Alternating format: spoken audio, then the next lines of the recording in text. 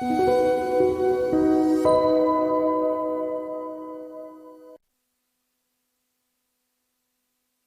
이번 주에 FOMC가 있습니다. 최근에 채권의 흐름을 좀 읽어보면서 FOMC 때는 우리가 어떤 것들을 봐야 될지 좀 자세하게 뜯어봅니다. 하이투자증권의 김명실 연구위원 연결합니다. 안녕하십니까? 네, 안녕하세요. 네, 지금 보니까 국채금리 수익률이 이제 전반적으로 좀 올랐던 것 같고 연준 거의 고점 수준인 것 같습니다. 자, 이러한 상황에서 채권 상황 어떻게 체크하고 계셨습니까? 네, 지난주에 미국 10년물 국채금리 굉장히 많이 올랐습니다. 한 주 동안 10년물 금리 같은 경우 23bp 정도 오르면서 레벨이 4.31%까지 올라간 상태입니다. 올해 들어서 주간 기준으로 가장 큰 상승폭을 기록했다라고 보시면 되실 것 같습니다. 이렇게 금리가 올라간 건 첫 번째로는 물가 지표가 연준의 금리나 기대를 후퇴시켰기 때문인 것으로 보여지고 있고요. 아시다시피 지난주에 2월달 미국 CPI 지수가 MOM으로 0.4% 올랐다고 발표가 됐습니다. 근원 CPI 같은 경우가 이제 시장 컨센서스인 0.3%포인트를 조금 더 상회한 0.4%로 올라가면서 이런 부분들이 물가에 대한 부담감으로 연결됐고요. 그리고 뒤 이어 나온 생산자 물가 지수죠. PPI 지수 역시나 시장 예상치를 조금 큰 폭으로 상승을 했습니다. 2월달 PPI가 계절 조정 기준으로 전월비 0.6% 정도 올랐고요. 0.6%라는 수치는 컨센서스인 0.3%의 거의 2배가량 오른 모습이었습니다. 이런 부분들이 채권금리에 전반적으로 부담으로 작용했다라고 보시면 되실 것 같습니다. 두 번째로 국내 금리고요. 국내 같은 경우는 미국보다는 조금 덜 오르는 흐름들 나왔습니다. 국고 3년 같은 경우는 이제 전주 주간 기준으로 3.5bp 정도 오르면서 3.30%까지 레벨로 올라간 상태고 10년 같은 경우는 8.9bp 올랐습니다.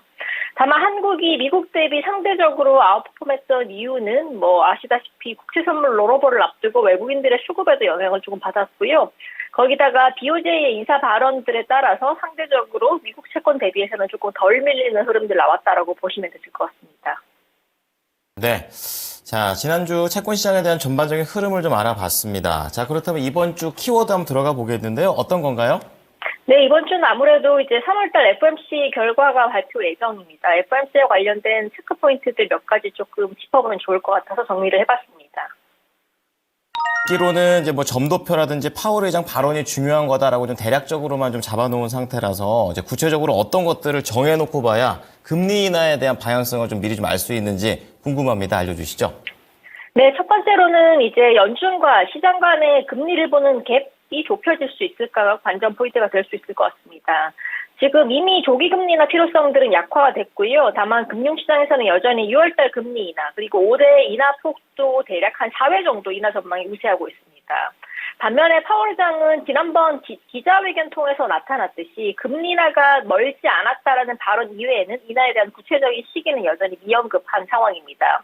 올해 인하폭도 연준이 3회로 시장의 4회랑 소폭 괴리를 보이고 있다는 점 기억하시면 좋을 것 같고 3월달 FOMC에서 연준이랑 시장의 인하 시기 그리고 폭에 대한 괴리가 과연 좁혀질 수 있을지가 관건일 것 같습니다.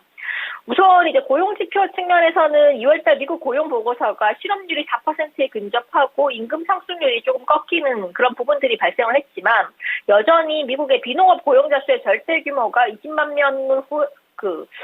명을 넘어서고 있기 때문에 아직은 연준이 원하는 통화 완화에 대한 구체적인 언급을 하기는 조금 어려울 수 있다는 판단입니다. 3월 FOMC에서 연준이 이전과 동일한 뷰를 고수한다면 지금 CPI에다가 PPI까지 물가에 대한 부담감들이 한층 더 높아져 있는 상황에서 이런 괴리감 자체가 유지가 된다면 미국 국채금리 또한 지금 레벨대에서 다시 한번 조금 떨어지기는 어렵지 않을까라고 생각을 하고 있고요. 두 번째 체크 포인트는 미국 연준의 은행 대출 제도 BTFP가 3월 11일 날 종료됐기 때문에 거기에 대한 후속 조치가 나올 수 있을지 주목이 될 것 같습니다. 아시다시피 연준은 이제 지역은행 사태에 대응하기 위해서 작년 3월 달에 도입했던 은행들의 기간 대출 프로그램 있죠. BTFP를 예정대로 11일 날 종료를 시켰습니다. 현재 BTFP 잔액은 이제 1월 말 연준의 BTFP 종료 계획 발표 이후에 600억 달러 부분에서 횡보 흐름들을 이어져 왔고요. 이는 이제 신규 대출이 거의 발생하지 않는 채 기존 잔액만 유지되어 왔다는 걸 시사를 하고 있습니다. 연준이 이제 후속 조치로 은행들이 재할인 창구를 원활히 사용할 수 있도록 제도를 정비하는 그런 후속적인 조치들을 발표할 것으로 기대가 되고 있습니다.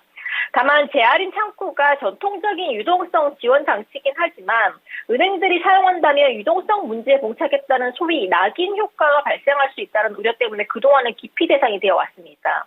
때문에 이제 미국 통화감독청은 최근에 언론과의 인터뷰에서 은행들이 최소한 1년에 한 번은 연준의 재할인 창구를 이용하게 함으로써 낙인 효과를 줄이고 유사시에 대비할 수 있도록 하는 관련 방안들을 협의 중에 있다고 발표를 한 바 있습니다. 따라서 이번 3월달 FOMC에서 은행들이 원활하게 재할인 창구들을 사용할 수 있는지에 대한 후속 조치가 나올 수 있는지 여부가 주목될 것으로 보여지고 있고요.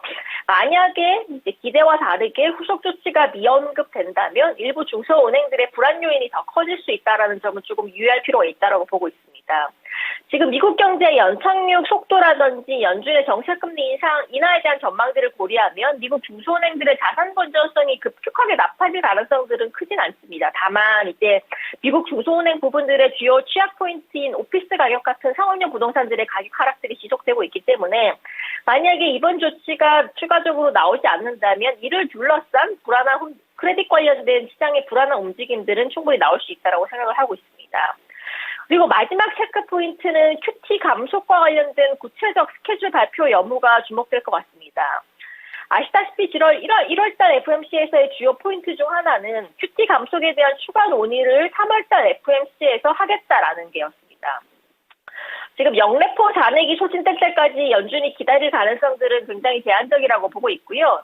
아시다시피 금리 인하랑 독립적인 도구이기 때문에 QT 자체가 금리 인하보다는 훨씬 더 먼저 선행될 수 있지 않을까 생각을 하고 있습니다. 지난번에서도 말씀드렸다시피 2019년도 케이스들을 참고하지 않을 수 없을 것 같고요. 3월달 QT에서 이제 감속과 관련된 구체적인 스케줄이 나온다면 상대적으로 앞서 말씀드린 부분과는 반대로 미국 국채금리의 하방 압력으로 충분히 작용할 수 있지 않을까라고 생각을 하고 있습니다.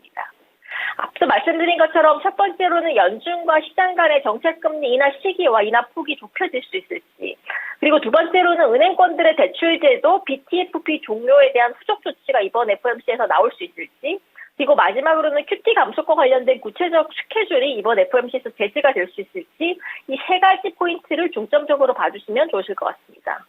네, 자 깔끔하게 FOMC를 투자자 입장에서도 준비를 할 수 있을 것 같아요. 자 그렇다면 주간 채권 전략 들어보고 마무리 짓겠습니다. 네, 이번 주는 이제 3월달 FOMC도 FOMC인데 BOJ 같은 주요국 통화정책 결정이 예정되어 있습니다. 주요국 채권금리도 당연히 정책 결과에 따라서 움직일 수 있고 그만큼 변동성도 확대될 여지 있다라고 보고 있고요. 최근 양호한 경제 지표라든지 최근 빠르게 올라간 미국 국채금리 상승에 대한 연준의 반응이 굉장히 주목이 되고 있습니다. 그리고 두 번째로 일본이 올해 춘투 임금 협상 결과 평균 임금 상승률이 5.28%로 나왔습니다. 거의 22년 만에 5%를 상회한 수준이고요.